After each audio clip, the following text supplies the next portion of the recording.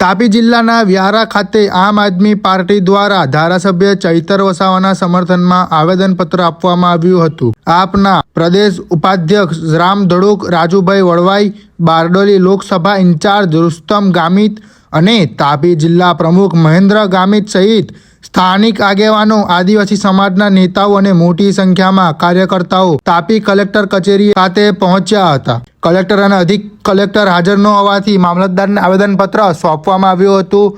આવેદનપત્ર મારફતે રાષ્ટ્રપતિ સમક્ષ ચૈતર વસાવાને તાત્કાલિક મુક્ત કરવાની માંગ કરવામાં આવી હતી। આપના પ્રદેશ ઉપાધ્યક્ષ રાજુભાઈ વળવાઈએ આક્ષેપ કર્યો હતો કે ચૈતર વસાવા સામે ખોટો કેસ કરવામાં આવ્યો અને ખોટા પુરાવા ઊભા કરીને તેમને સજા કરવામાં આવી છે।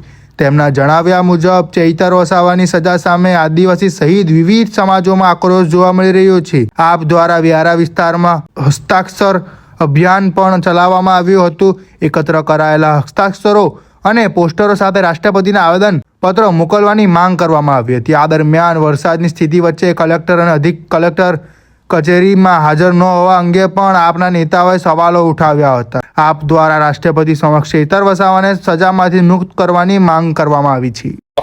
જય આદિવાસી, આપ સૌ જાણો છો એમ કે ડેડિયાપાડાના આમ આદમી પાર્ટીના આદિવાસી ધારાસભ્ય શ્રી ચૈતરભાઈ વસાવાને એમના પ્રજાજનોના પ્રશ્નો સાંભળતા, પ્રજાજનોની મુશ્કેલી સાંભળતી વખતે ફોરેસ્ટ કર્મચારીઓ સાથે જે બોલાચાલી થઈ એમાં સરકારે એમના પર ખોટો કેસ દાખલ કર્યો, ખોટા પુરાવા ઊભા કર્યા અને સેશન્સ કોર્ટ દ્વારા એમને સજા અપાવી। અને એની વિરોધ આ ગુજરાતનો આદિવાસી સમાજ, દલિત સમાજ, વંચિત સમાજ, શોષિત સમાજ અને દરેક સમાજ આક્રોશિત થયો છે। અને આ સરકારને કહેવા માંગે છે કે તમે લોકોનો અવાજ બનનાર ધારાસભ્યને એના અવાજને તમે ક્યાં સુધી દબાવી શકશો।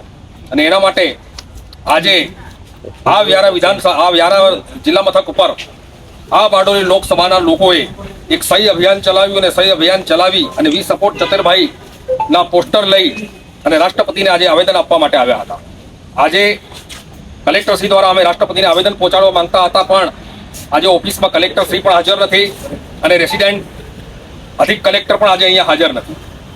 તો આ જ્યારે પ્રજા અત્યારે વરસાદનો સમય હોય, આવા સમયે પણ જ્યારે જિલ્લાધિકારીઓ અહીંયા ઓફિસની અંદર હાજર નથી હોતા તો આ વિસ્તારની પ્રજાની શું હાલત હશે એ પણ આપ જોઈ શકો છો।